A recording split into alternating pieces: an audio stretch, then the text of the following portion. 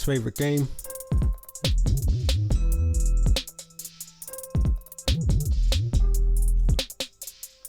Yo, I'm doing another late one. So you know how we do it when it's late. Yalla yalla. Yeah man, let's go. So, we've had the F1 Singapore Grand Prix on this weekend. And shock, horror, Red Bull didn't win it. They didn't even get the podium. I don't know what happened, I didn't watch it, but Ferrari won, shout out to Sainz. Norris in second. Hamilton in third. My boy, Lewis Hamilton on the podium. No idea what happened to George Russell. He got a DNF. But yeah, that's crazy. I might have to try and catch some highlights. But yeah, in the football, to be honest with you, I think some of the news hasn't been that great this week. But, you know, we're going to go through it. We've got some of the biggest brands available. We've got ESPN, we've got BBC, we've got Sky Sports. We've had the international break and now we're back into the regular season. So yeah, let's get into it. So, you know, I like to do ladies first. So let's go straight in with a women's football story. We've got an article here from Marca, which has a headline of Mexican Senate introduces the Jenny Hermoso law. What does it entail? Well, there's a fantastic article that you can go ahead and read here, which tells you exactly what this Hermoso law does entail, written by Ana Carla Brazuela. Me personally, I kind of think this thing reminds me of, I'm not sure if you guys remember the Vini Jr. law. That was a law passed in Brazil not too long ago, after Vini Jr. was facing so much racism in Spain. Back in his home country, they decided to do something about it there. They passed a law to kind of combat racism. And I think a similar thing is what's happened here in Mexico. They've introduced a Jenny Hermoso law. So I'm going to quickly skim read through this. They're saying the legislation bears the name of the player due to the recent case in which then president of the Spanish Football Federation kissed her without her consent. And the law consists of establishing safe spaces in sports for girls and women in Mexico. So there was a whole presentation, and apparently during the presentation they revealed 7 out of 10 girls leave sports due to gender violence. Aggression and sexual harassment are recurring situations in women's sports. And so, you know, they've decided to do something about it. I'm going to let you guys read the rest of that article. But that's a positive for the women in Mexico. Swiftly moving on, we've got something here from Pro Soccer Wire, which is a brand I'm not used to. It looks like a subdivision of USA Today Sports, the Pro Soccer Wire. But it's a big story, man. And the headline here is Natalie Simon to become first black woman to referee MLS match. She's already done it. Shout out to Natalie Simon. She was the first black woman to referee an MLS match in Saturday's game, and that was the San Jose Earthquakes versus Real Salt Lake. Now they're saying that she's served as the 4th official for a lot of matches, but this is going to be the first time that she's actually refereed a match. And she became one of 4 African American women to hold a FIFA International Refereeing Badge, which is the highest honor for a referee. And she's actually the first black American woman to do so. And last year, she also took charge of her first US women's national team match. So this is, this is a big deal for her and hers, her and her family. Shout out to Natalie Simon. That's history in the making right there. On to the next one. On to the next one. We've got AS. And the headline here of why was Riyad Mahrez admitted to hospital in Saudi Arabia? an article there written by Kieran Qualley. So what they're saying here is Riyad Mahrez, formerly of Man City, was rushed to hospital over the weekend. Now, you don't need to worry. I'm a huge Mahrez fan, so I was well concerned when I first saw this. I'm sure you guys might be if you're hearing this for the first time. But there's no need to worry. He was feeling unwell and he was taken to hospital, and initial tests indicate that his problem was related to food poisoning after eating fast food in one of the city's restaurants. So, yeah, it's actually not that big of a deal. He's alright. He's recovered. And they say that he's playing for Al Ahly against Al Tawoun today.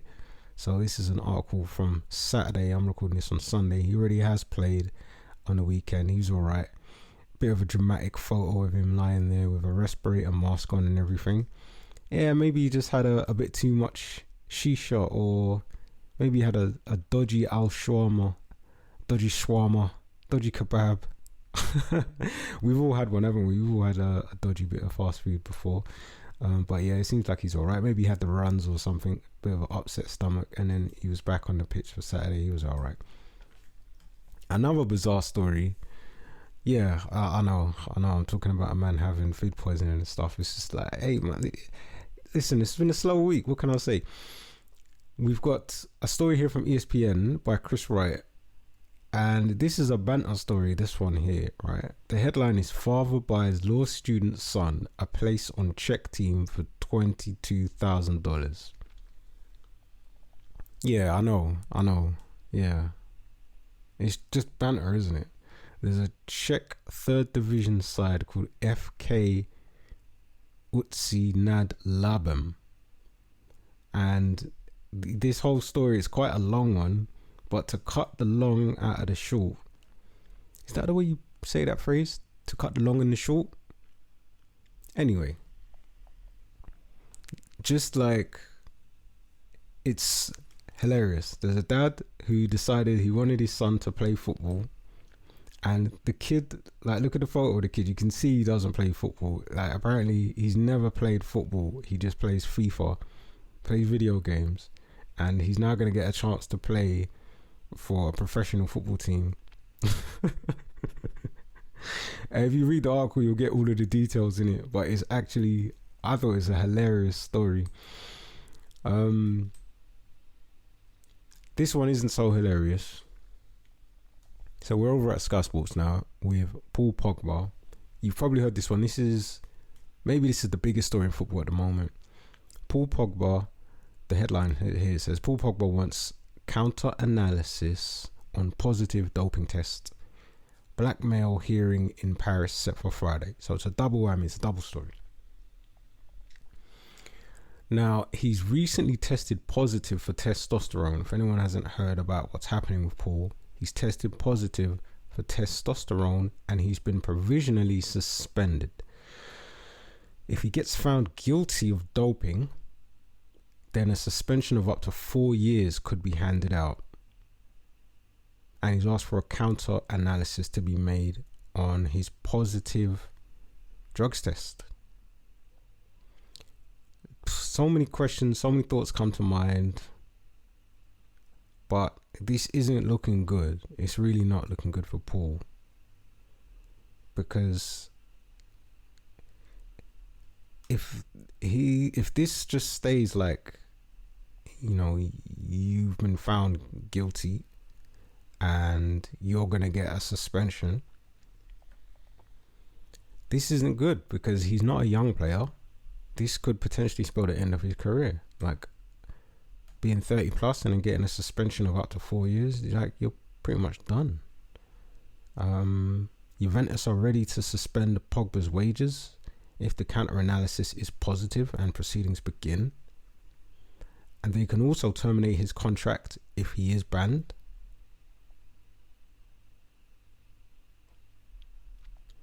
Yeah, apparently the ban can be from 2 years, but it can double to 4 years if the substance is specifically listed and if the anti-doping organization finds that it was taken intentionally. So obviously testosterone is something that helps your muscles to grow. So it could be seen as a PED, like a performance enhancing drug, to take testosterone.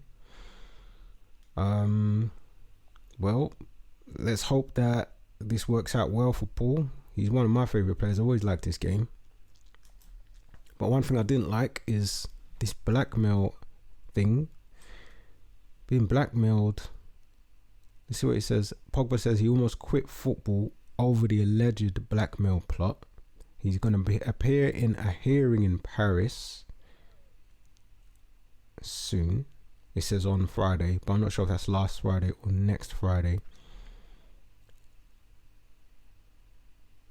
The 30-year-old midfielder's brother was detained in September 22 on suspicion of involvement in the plot, and Paul claimed the amount was £11.1 million. So Paul's brother has been detained by police under suspicion of being involved in a plot to blackmail him for over £11 million. But the brother was released in December and he denies the charges. But that's a horrible situation, isn't it? Like, to have that kind of a division in the family where you feel like your brothers tried to set you up. Obviously they're going to deny the charges. Who's going to say, yeah, I tried to set him up? That's not going to happen.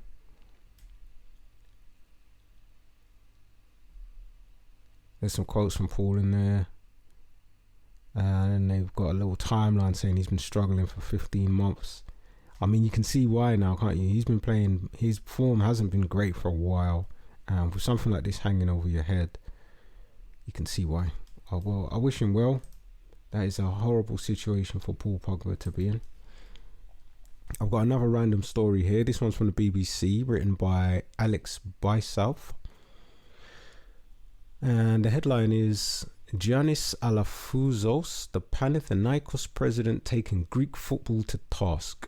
It's quite a lengthy read, but essentially they're talking about the president of a Greek football club and the troubles that he's facing in Greek football. Quite an interesting read, I think. Worth a look, worth a butchers, give it a butchers. I found something here which is like a, let's say, a hangover from the international week, right? Because we've just had the international break and then we're going into the regular league season.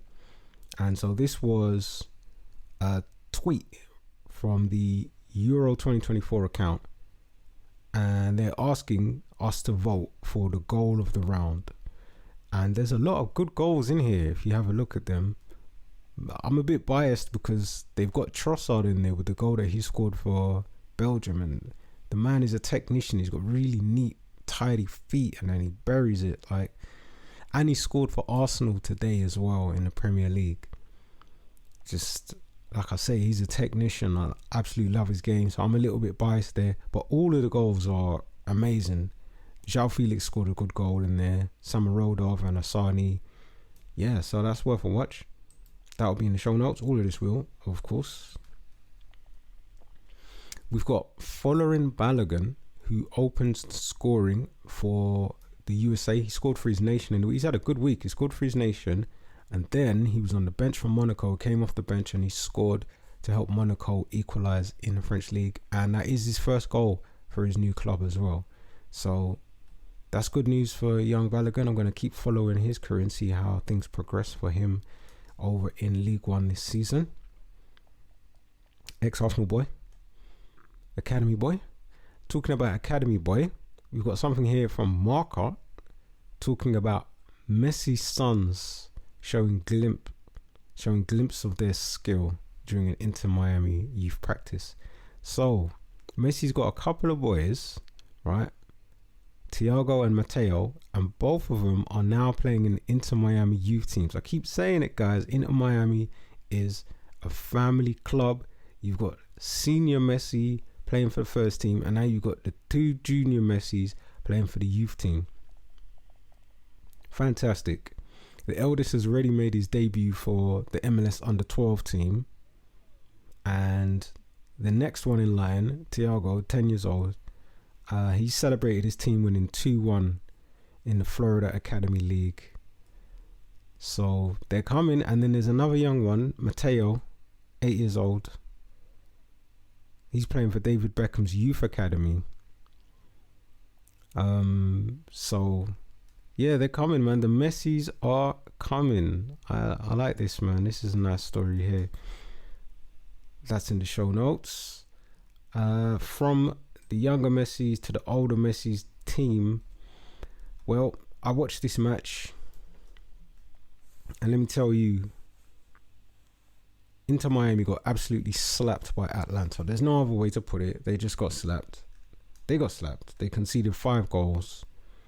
It was an incredible match to watch, to be honest with you. It was really good football. Atlanta were playing some lovely stuff at times.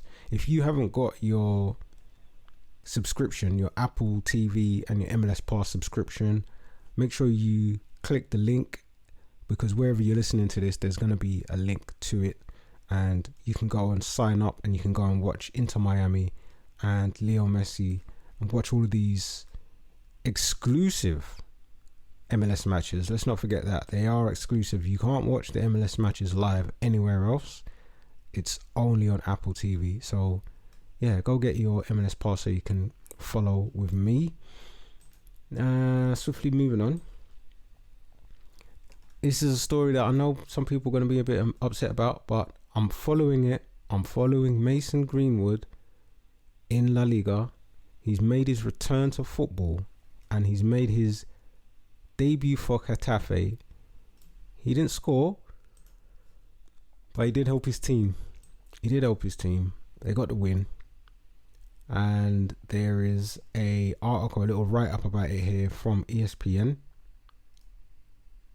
So yeah, you can read a bit more about that if you fancy it. I've got a whole bag of highlights for you guys to see. Since we're in La Liga, I've got some highlights of the Getafe game there. Getafe won that 3-2 against Osasuna.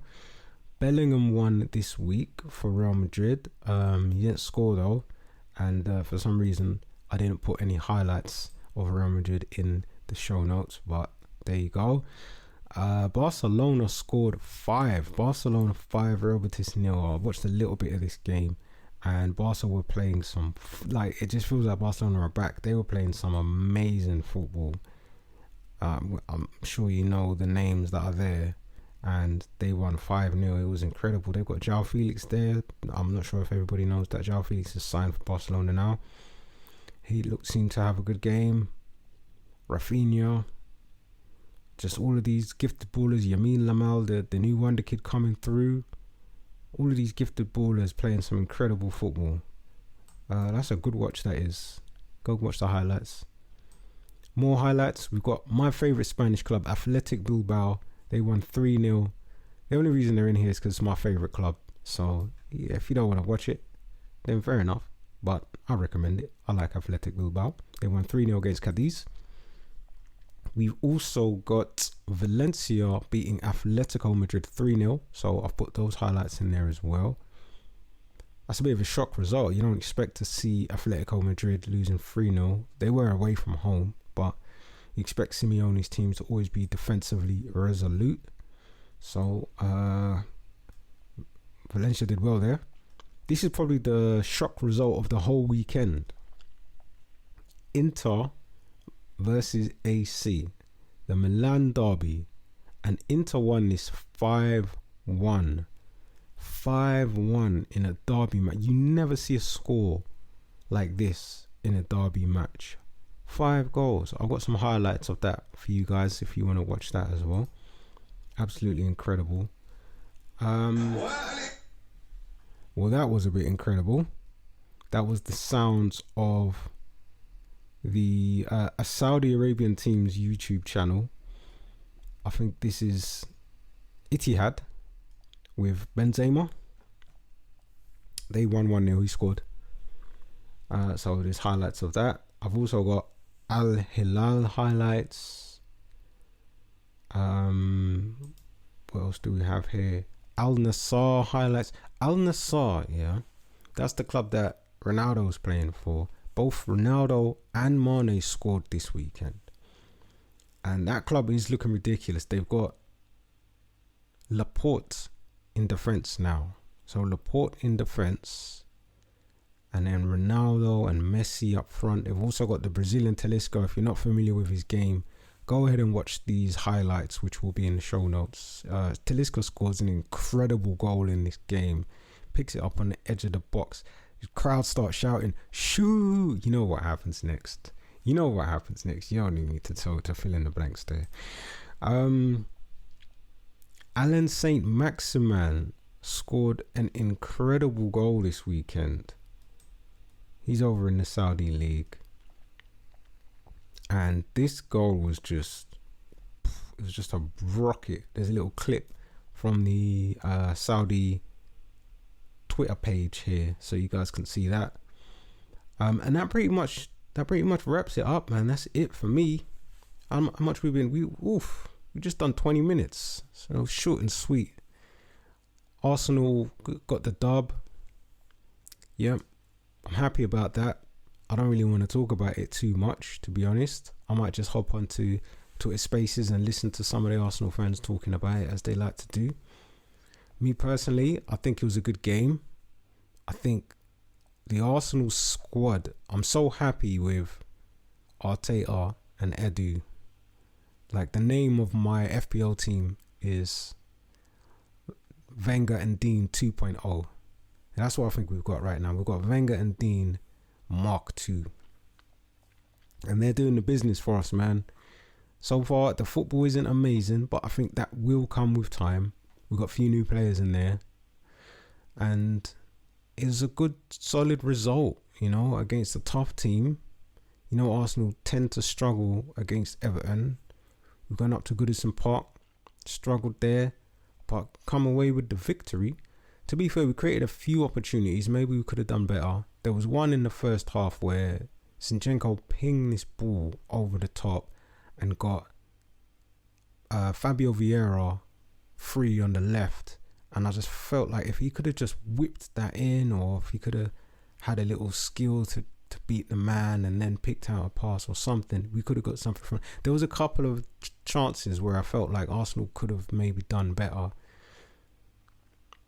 But, we got the dub, so there's no complaining from me. I'm not complaining. It's all good. So, yeah, it's been a good weekend for me. Hope it's a good weekend for you. And, yeah, be good to yourself, be good to the world. And I'll see you in the next one. Peace.